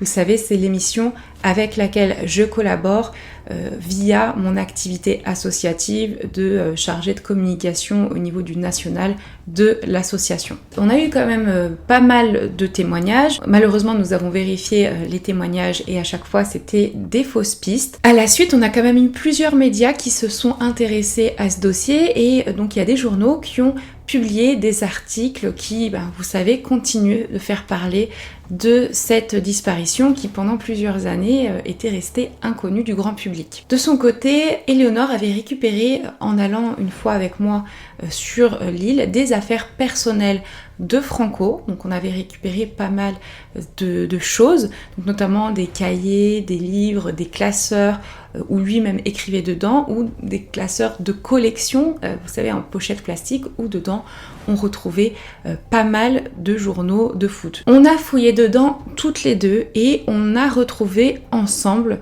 quelque chose de très intéressant, enfin un lien entre Franco et Lyon, parce qu'il n'y avait aucun lien au départ qu'on pouvait mettre en évidence dans ce dossier. Je vous en avais parlé dans la petite mise à jour que j'ai réalisée il y a 9 mois à peu près sur ma chaîne YouTube. Donc dans une de ces pochettes plastifiées où il y avait pas mal d'articles de journaux concernant le foot, on a retrouvé un billet de football pour un match de l'UEFA Euro 2016 au Parc OL, donc Olympique Lyonnais à Lyon. C'était un match entre la Belgique et l'Italie qui s'est joué le 13 juin 2016 exactement, soit 4 mois avant la disparition de Franco. Je vous avais dit, le billet n'est pas à son nom, mais aujourd'hui je vous dévoile, il était au nom de Joseph Léonard, qui est inconnu par les proches du jeune homme. Alors, je vous montre le billet, puisque on fait des recherches dessus aujourd'hui. Le voilà, je pense que je vais vous le montrer, je ne sais pas si vous le voyez bien. Voilà, exactement. Donc Joseph Léonard, je pense que vous voyez. Effectivement, c'est un billet que je vais vous mettre aussi à l'écran maintenant. Aujourd'hui, on cherche qui est Joseph Léonard. Est-ce que c'était un nom d'emprunt de Franco ou est-ce que c'est la personne avec qui il échangeait et pourquoi il avait ce rapport avec Lyon. Donc de suite, ça nous conforte dans l'idée que Franco avait un projet dans le sport et dans le football et qu'il est très certainement parti sous la coupe de quelqu'un pour un projet peut être complètement faux dans cet univers, dans cette discipline-là. Après, je vous le dis, l'indice reste maigre puisque on a fait évidemment des recherches sur Joseph Léonard. J'espère que peut-être qu'on n'est pas assez doué dedans, mais en tout cas, il y a tellement de comptes avec ce nom et ce prénom qu'en fait, on ne sait pas où donner de la tête. Et peut-être que c'est un nom d'emprunt, peut-être que c'était lui qui se cachait sous cette identité, peut-être que pas du tout, en fait on est complètement perdu. Mais bon, c'est quand même un premier lien, c'est clair, avec Lyon. Et c'est important puisque c'est un match de foot qu'il est allé regarder sans que personne de son entourage proche ne soit au courant. Et la toute dernière fois que je vous ai parlé de Franco, il y a 9 mois, je vous avais dit que j'avais conseillé à la famille de se rapprocher d'un avocat, d'une avocate membre associé de l'association ARPD du coup, puisque pour moi c'était important qu'ils aient de l'aide au niveau des démarches juridiques, parce que bon, moi mes connaissances sont quand même assez limitées dans le domaine, hein. C'est juste au fur et à mesure, j'en connais un peu, mais j'ai jamais travaillé dans le droit ou quoi que ce soit. Donc pour moi, je leur disais, c'était peut-être important de voir s'il était possible de porter plainte pour, pas enlèvement, séquestration peut-être, ou tout simplement abus de confiance ou quelque chose comme ça, que peut-être une instruction soit ouverte et que les enquêteurs aient plus de moyens pour arriver à leur fin. Et je vous avais également expliqué en octobre 2024 que j'ai repris le dossier, donc le lead sur le dossier, puisqu'Éléonore avait sa vie personnelle et professionnelle qui ne lui permettait plus de faire et d'être autant impliquée dans les recherches de Franco, et donc j'ai repris ce dossier-là à ma charge en tant qu'enquêtrice principale. Et elle m'a redonné tout le dossier, toutes les informations. J'ai tout récupéré auprès d'Éléonore, donc que ce soit le dossier complet, les effets personnels, le dossier d'enquête de police, également le disque dur de l'ordinateur de Gaëtan qu'il nous avait confié quand on était allé sur l'île, qu'on avait rencontré à l'époque, Gaëtan, très sympathique, pour potentiellement faire des recherches et avoir des informations qu'on pourrait exploiter à ce jour. Donc pour tout vous dire, à ce jour, on est encore en train d'enquêter sur ce disque dur, mais on n'a rien qui est ressorti pour le moment du disque dur. Je sais pas si Gaëtan regardera cette vidéo, mais je te remercie encore.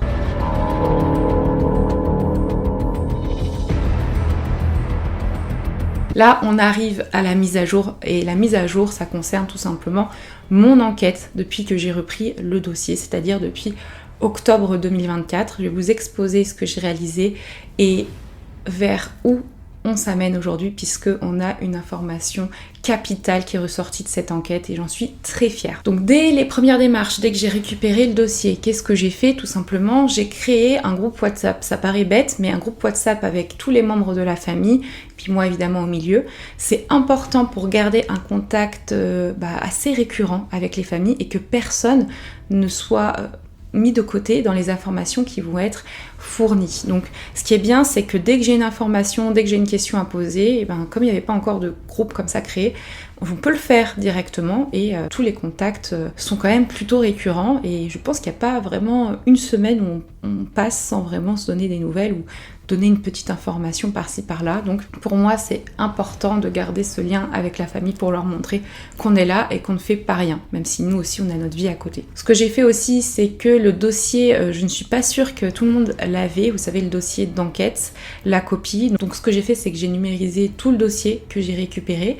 Donc je crois qu'il y avait quand même quelques pages qui manquaient, mais en tout cas ça faisait 110 pages pour avoir vraiment une vue globale du dossier qu'on avait en notre possession, et comme ça c'est dans un espace sécurisé sur le net, tout le monde peut y avoir accès si on se pose des questions. Très souvent moi j'y retourne pour être sûre que j'ai la bonne information. Alors malheureusement, il y avait un reportage qui était très attendu où la famille s'était donnée, qui a été annulé.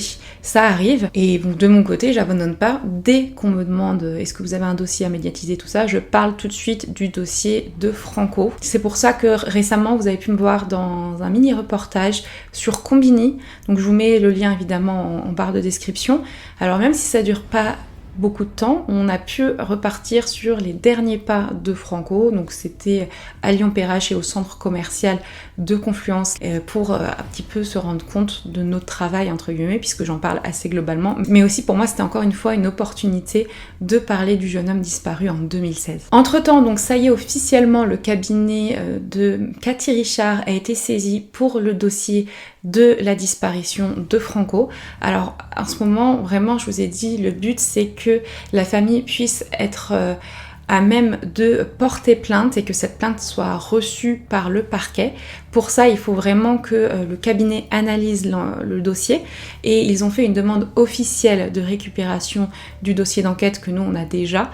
Donc ils ont fait cette demande-là, mais nous je crois qu'il y a des choses incomplètes, mais j'ai quand même donné le lien, vous savez, à l'avocate si elle veut commencer à travailler avant de recevoir officiellement ce dossier. Ça a été adressé au parquet de Lille, cette demande, en mars 2025 et bon, à ce jour on n'a pas de retour. C'est vrai que vous savez, le temps de la justice est long et que donc nous, ça nous laisse aussi à côté le temps de retrouver des éléments qui pourraient être intéressants dans le dossier pour que justement derrière une ouverture d'instruction soit justifiable. Donc mon travail, moi, c'est de continuer ma petite enquête et ramener des éléments dans le dossier pour que au niveau de la justice, les bonnes choses soient prises en charge. Et c'est ce que j'ai continué à faire. Et à un moment, je me suis dit, je vais me replonger dans toutes les affaires de Franco. J'ai passé toute une soirée où j'avais les dossiers partout autour de moi, en feuilletant tous les dossiers. Parce que je vous dis, c'est quand même gros, hein, je vais vous montrer. Il y a quand même énormément de choses. Je vous avais dit des classeurs. Je vais vous montrer aussi où on a trouvé toutes les informations importante. C'est surtout dans ce classeur plastifié qu'on avait retrouvé, donc notamment ce billet de foot. Et vous voyez, je vous avais dit qu'il était fan de foot et de manga, donc ça c'est vraiment des choses, même juste avant sa disparition, qu'il conservait dans son petit classeur sur le foot. On peut pas dire qu'il n'était pas fan de foot, ça c'est clair, que des trucs sur le foot. Voilà, donc ça c'est vraiment à Franco, hein, ça lui appartient. Et donc en fouillant, je ne sais plus si c'était ici ou dans un autre, parce que j'ai aussi tous ses résultats, toute sa vie scolaire, tout ça, même ses agendas, et bien je suis tombée sur son adresse, que je vous montre pas évidemment, mais sur son adresse, sur un bout de papier. Le contexte de ce bout de papier c'est un peu compliqué, mais tout ça pour dire que c'est pas important. Mais cette adresse mail, c'est très important puisque, en fait, on se rend compte que c'était son adresse mail qui était reliée à ses comptes de réseaux sociaux, donc Facebook, Instagram, tout ça, et qu'il utilisait cette adresse mail très certainement au moment de sa disparition. Donc moi, je me suis dit, bon, je tombe là-dessus, mais peut-être qu'Éléonore est tombée dessus déjà à l'époque. Donc j'ai demandé à Éléonore, puisque je suis allée regarder, vous savez, dans les diligences, dans tout ce qu'elle a fait, puisqu'on a un rapport à faire sur tout ce qu'on fait sur les dossiers pour justement les prochains. Et je vois qu'il n'y a rien sur cette adresse mail et elle me dit en effet, non, moi je suis jamais tombée sur cette adresse mail, j'ai jamais fait de recherche autour de cette adresse mail. Je me suis dit on va faire une enquête dessus. Pour m'aider à exploiter cette adresse mail comme il se doit, j'ai fait appel à une bénévole que je connais bien et qui fait partie d'une cellule, la cellule OSINT qu'on a nouvellement mis en place dans l'association. Alors, qu'est-ce que l'OSINT pour celles et ceux qui ne sont pas familiers avec cet acronyme? L'OSINT, ça signifie Open Source Intelligence ou renseignement d'origine source ouverte en France. Il s'agit d'une méthode de recherche et d'analyse fondée exclusivement sur des informations accessibles publiquement et légalement, disponibles sur le net ou dans d'autres bases de données ouvertes. Donc tu peux faire des recherches de manière intelligente avec des méthodes que moi je ne connais pas et donc je lui ai confié cette adresse mail mais également un mini contexte aussi de la disparition puisqu'elle connaissait pas le dossier, que ça puisse optimiser ses recherches. Et elle revient très rapidement vers moi avec une information assez choquante pour moi, parce que quand on est vraiment plongé dans un dossier, c'est quand même quelque chose de fou. Les conditions générales liées à cette adresse mail ont été manuellement, et c'est important, acceptées en octobre 2023, soit 7 ans après sa disparition. Donc ça veut dire que quelqu'un qui avait accès à cette adresse mail, en tout cas qui l'utilise, a en 2023 mis à jour manuellement des conditions qui sont liées à cette adresse mail.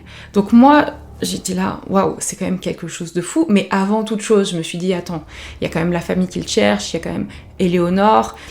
Est-ce que par hasard, quelqu'un aurait accès à son mail ou pas? Donc j'ai demandé à la famille, pas du tout. Ils n'avaient pas du tout fait de recherche sur cette adresse mail qu'ils avaient même oubliée. Et Éléonore, je vous ai dit, elle était même pas au courant de l'existence de cette adresse mail.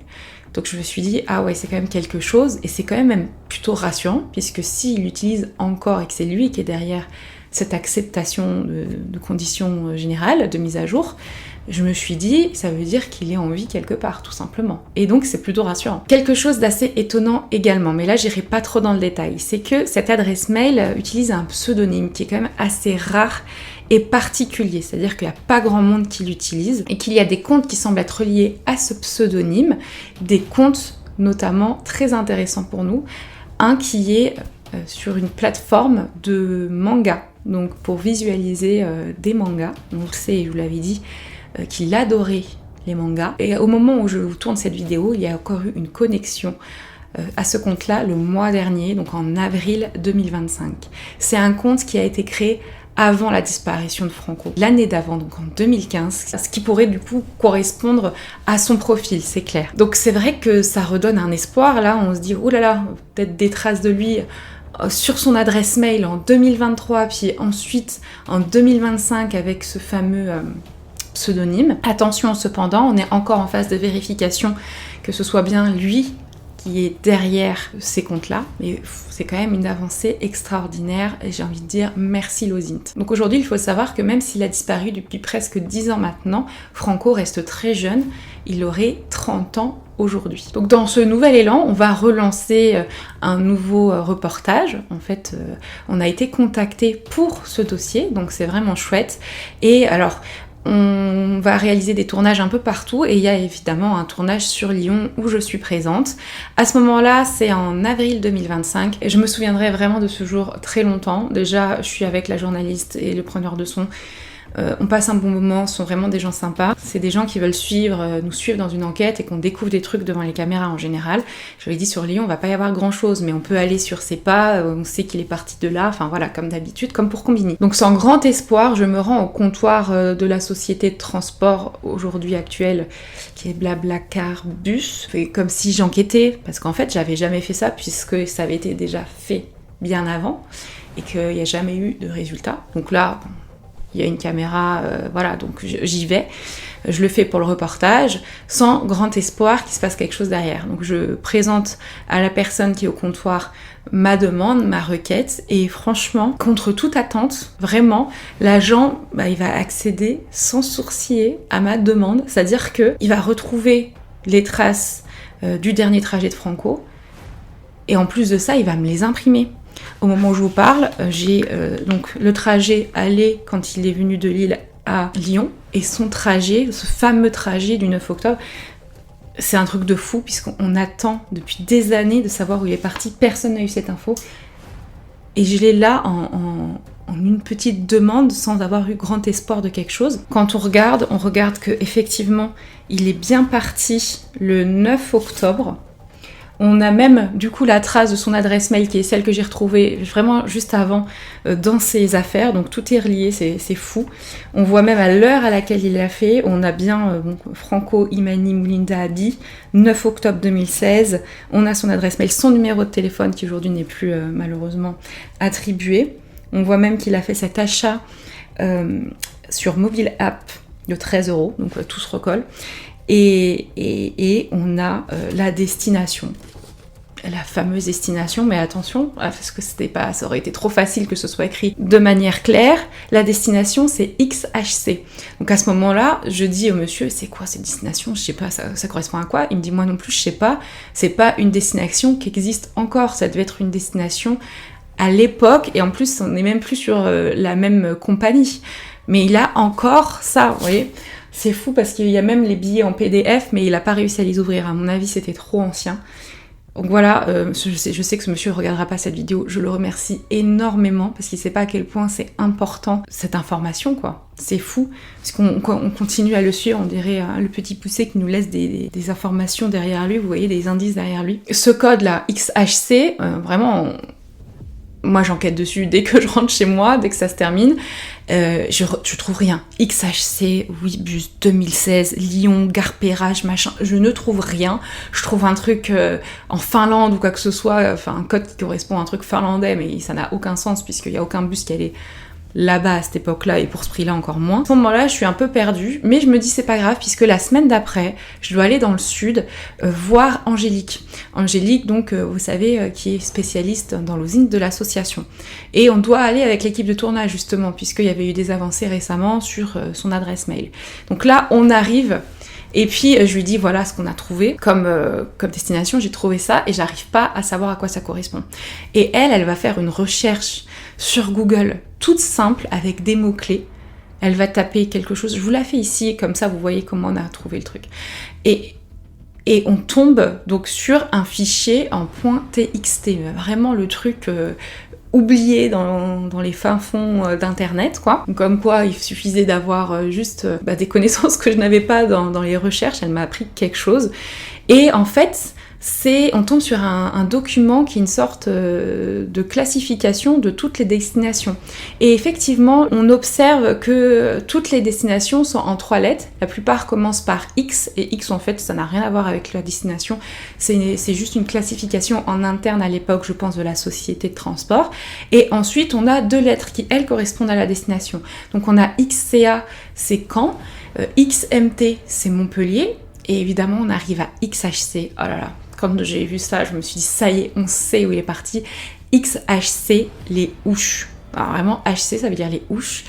Et on a même les coordonnées GPS sur ce document de l'arrêt de bus. Et on sait donc que c'est un arrêt qui se trouve dans le quartier Saint-Antoine-des-Ouches. C'est fou de se dire que Franco est très certainement descendu ici. Et vraiment, j'aurais jamais pensé à ce type de destination. Moi, je pensais à quelque chose, je sais pas moi, vers l'Espagne, vers l'Italie, mais pas vers les Ouches. Et c'est fou. Si vous n'avez pas suivi depuis le début cette enquête, c'est vraiment une avancée énorme, parce que regardez ce que je disais dans la fin de ma vidéo en mai 2022, donc il y a 3 ans. Le nœud de l'histoire, pour moi, c'est quoi? C'est ce départ par Ouibus, cet achat qu'il avait fait pour partir ce 9 octobre 2016. Ce qui est vraiment frustrant, c'est le fait qu'on n'ait eu aucune réponse de la société, que les policiers ne sont pas allés creuser plus loin alors que eux ont les moyens de savoir, et que là on se retrouve en 2022, que ça a été racheté Ouibus par Blablabus. Donc j'espère qu'il y a encore des fichiers, qu'on va pouvoir avoir la main dessus et qu'on puisse au moins savoir les départs qu'il y avait ce jour-là, cette heure-là, et pour ce prix-là. Franchement, il n'y en a pas des milliers non plus, donc ce serait important de le voir pour au moins qu'on ait de quoi travailler sur une autre piste, pour pouvoir peut-être fermer la piste de Lyon et travailler sur une piste de la destination pour laquelle il se dirigeait. Là, ce serait vraiment intéressant. Donc là, on sait que Franco a quitté Lyon-Perrache en bus pour une destination, donc pour les Ouches, le 9 octobre 2016. Et les Ouches, j'ai appris que c'était un village de montagne assez isolé, qui se situe au pied du Mont Blanc et vraiment proche de Chamonix. Et il y a quand même moins de 4000 ou de 5000 habitants, je me souviens plus, je vous le mets ici. Et il faut savoir que j'ai évidemment parlé de toutes ces informations à la famille. Personne ne connaît les Ouches, connaît Franco qui a une connaissance, qui aurait une connaissance dans ce village, donc c'est vraiment étrange. Et de toute façon, c'est quand même quelque chose de majeur dans l'enquête qui relance le dossier, qui donne un nouveau souffle à ce dossier. À noter, et c'est important, que c'est normalement un lieu où tu vas skier, mais qu'on n'était pas du tout dans la saison, et que de toute façon, Franco ne savait pas skier. Par contre, je regarde un petit peu et je découvre quoi? Je découvre qu'il y a dans cette petite commune quand même un assez gros club de foot, et bon, je les ai contactés et ils ne m'ont pas encore répondu à ce jour, mais tout de suite je me suis posé des questions. Est-ce qu'en fait il s'est rendu pour faire un essai? Est-ce qu'il avait rendez-vous avec un recruteur? Et tout simplement aussi, pourquoi, si c'est simplement ça son projet secret, il aurait coupé tout contact avec ses proches? Parce qu'il est adulte, il a le droit de partir. Ou même s'il voulait vraiment couper avec ses amis, avec sa famille, pourquoi est-ce qu'il aurait coupé avec ses amis? C'est vrai que ça n'a aucun sens, parce que ça n'a rien de dangereux, enfin ce serait juste peut-être travailler dans un club de foot aux Ouches, ouais, donc il n'y a rien d'extraordinaire ou de fou là-dedans. Ou tout simplement, et je peux me dire ça aussi, les Ouches c'était une étape comme Lyon l'a été dans son trajet, dans son parcours. Évidemment, et vous vous doutez bien, nous avons prévu de nous rendre aux Ouches avec Benjamin, donc le grand frère de Franco, pour pouvoir enquêter là-bas et pour voir si quelqu'un a vu ou a entendu parler de Franco, que ce soit à l'époque ou plus tard, parce que peut-être qu'il est resté des années là-bas, on ne le sait pas. En tout cas, ce qui est sûr, c'est que la famille est bouleversée, mais avec toutes les informations que j'apporte, même si je mets toujours beaucoup de distance et beaucoup de précautions dans ce que je dis en disant qu'il y a des vérifications qui doivent être faites, c'est quand même plutôt des nouvelles qui soulagent la famille. Mais c'est toujours important, on n'a pas la preuve qu'aujourd'hui Franco aille bien, que tout va bien pour lui, qu'il est libre de ses mouvements, tout ça. Donc c'est pour ça que récemment j'ai relancé un nouvel avis de recherche sur les réseaux sociaux. Il y a toujours les mêmes informations, notamment sa description à l'époque de la disparition, les cheveux noirs, les yeux noirs, il mesure 1m75, il possède une cicatrice au-dessus de l'œil gauche qui ressemble à une brûlure.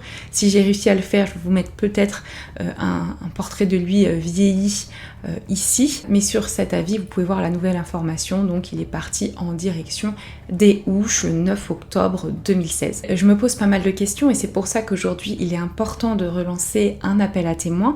Donc déjà moi je suis sûre que Franco a rencontré quelqu'un, qu'il a parlé à quelqu'un et qu'elle a vu quelqu'un. Donc dans quel but on n'est pas sûr à 100%, mais c'est pour ça qu'aujourd'hui il faut absolument savoir qui est ce Joseph Léonard dont je vous ai parlé, dont le nom qui apparaît sur le billet de match retrouvé dans les affaires du disparu.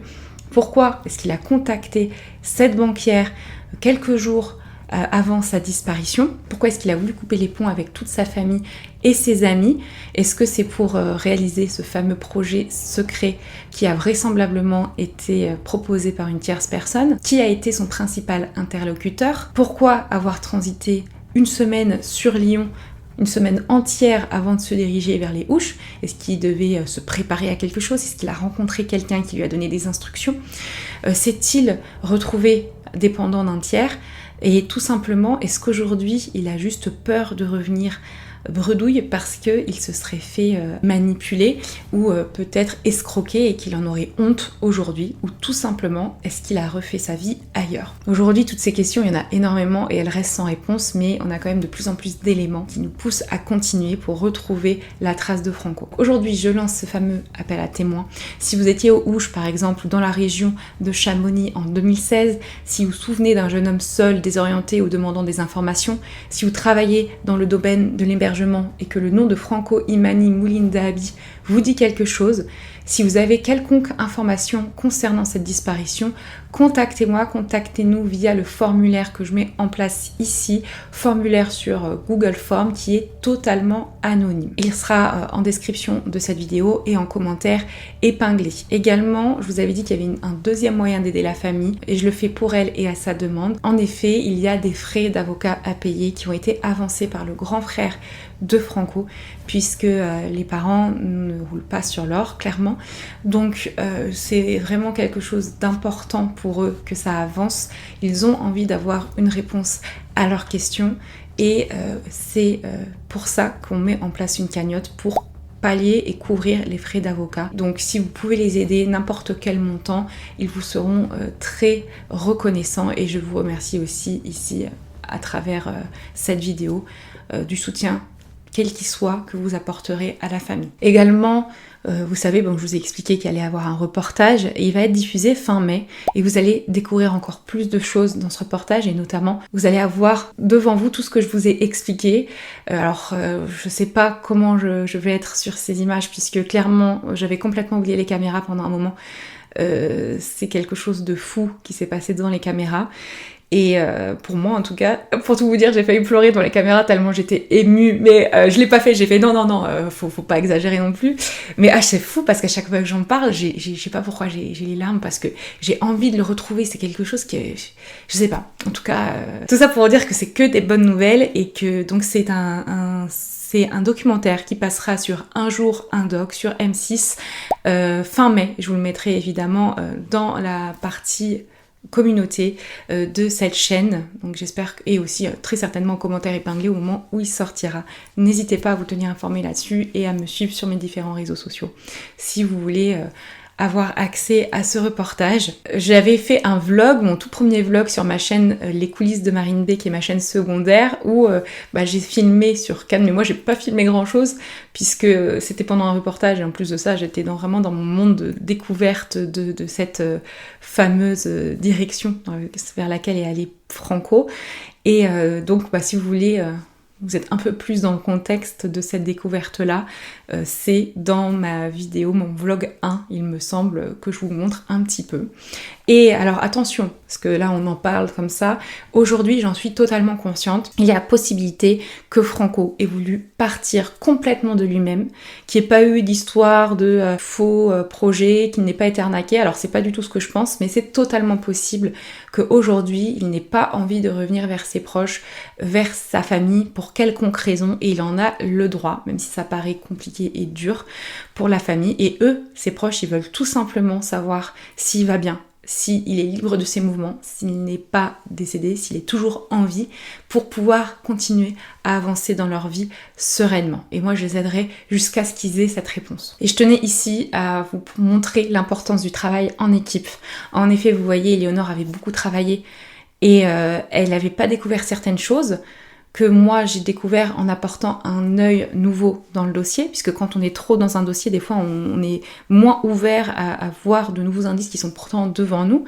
Et pareil, moi il y a plein de choses que je ne sais pas faire, et c'est pour ça qu'il faut s'entourer de personnes qui sont qualifiées dans des domaines plus techniques. En tout cas moi dans l'OSINT j'y connais rien, j'ai vraiment eu de la chance de collaborer avec Angélique qui a apporté des réponses à des questions qu'on se pose depuis des années avec 3 clics, c'est quelque chose de fou quand même. Alors il a fallu un vrai travail d'équipe puisque je lui ai apporté des informations et elle, à travers ces informations, elle a fait des recherches, mais je souligne ici l'importance du travail d'équipe qui, je pense, sera la clé dans la réussite de ce dossier et même dans d'autres, j'en suis certaine. Comme vous pouvez le voir, depuis la fin de cette vidéo, malheureusement, les choses n'ont pas beaucoup évolué. Tout simplement, et je pense que je vous en avais d'ailleurs parlé dans ma dernière vidéo FAQ, j'ai pas pu encore aller sur place parce que je voulais y aller avec le frère de Franco, mais il y a pas mal de choses en ce moment dans sa vie qui lui prennent du temps et ce n'est pas tout de suite sa priorité. Et aussi, je devais y aller avec une équipe de tournage qui voulait médiatiser ce dossier. J'étais très contente puisque plus on en parle, vous le savez, plus on a de chances de retrouver une trace de Franco ou de résoudre cette énigme. Malheureusement, ça ne s'est pas fait. En tout cas, c'est en stand-by. Donc, j'ai pas envie d'attendre après tout le monde. Je pense que j'irai sur place à partir de janvier ou de février, je ne sais pas, un des 2 mois, quand j'aurai le temps, pour vraiment faire une enquête terrain, quitte à, je prends ma voiture et à faire le tour aussi, parce que je pense qu'il n'y aura pas que les Ouches à aller explorer. Donc je vous prendrai aussi avec moi, je me sentirai peut-être moins seule pour enquêter, et vous aurez, je pense, une vidéo finale, en tout cas une autre vidéo mise à jour ici, ou tout simplement les coulisses de cette enquête sur ma chaîne secondaire, les coulisses de Marine Bay. En tout cas, cette vidéo sert surtout de relance pour l'appel à témoins. Vous le savez, je suis en vacances, je vous retrouve à partir de la mi-janvier avec des nouveaux dossiers, et en attendant, prenez soin de vous et de vos proches.